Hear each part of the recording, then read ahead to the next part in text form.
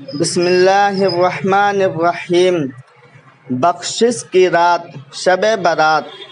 حضرت ابو موسیٰ رضی اللہ تعالی عنہ سے مروی ہے کہ نبی کریم صلی اللہ علیہ وسلم کا ارشاد ہے، اللہ تعالی شعبان کی 15ویں شب میں اپنے رحم و کرم سے تمام مخلوق کو بخش دیتا ہے سوائے مشرک اور کینہ رکھنے والے کے۔ شب برات، اس رات سال بھر کے اعمال اٹھائے جاتے ہیں۔ رسول اللہ صلی اللہ علیہ وسلم نے فرمایا کہ جب شعبان کی 15ویں رات آتی ہے تو ملک الموت کو ایک کتاب دی جاتی ہے اور کہا جاتا ہے کہ جس کے نام اس کی اے اللہ پاک، آج کی بابرکت رات کے وسیلے سے ہمارے تمام گناہ معاف فرما دے، اور روز قیامت آپ صلی اللہ علیہ وسلم کی شفاعت نصیب۔ موت کی سختی ہر مسلمان مومن کے ایمان کے مطابق ہوتی ہے۔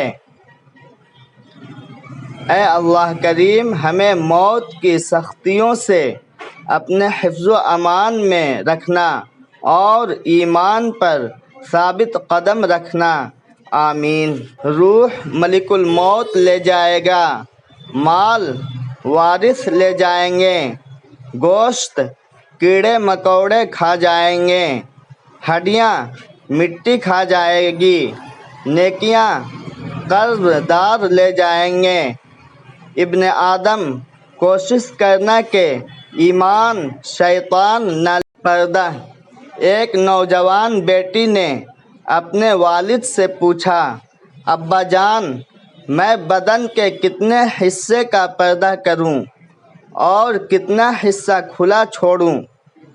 والد نے جواب دیا، بیٹی، بدن کے جتنے حصے پر جہنم کی آگ برداشت کر سکتی ہو اتنا حصہ کھلا چھوڑو۔ سورۃ ضحیٰ۔ اس نے سجدے میں دھیمی آواز میں کہا، یا اللہ، میں رائے گاہ جا رہی ہوں، مجھے ضائع مت ہونے دینا۔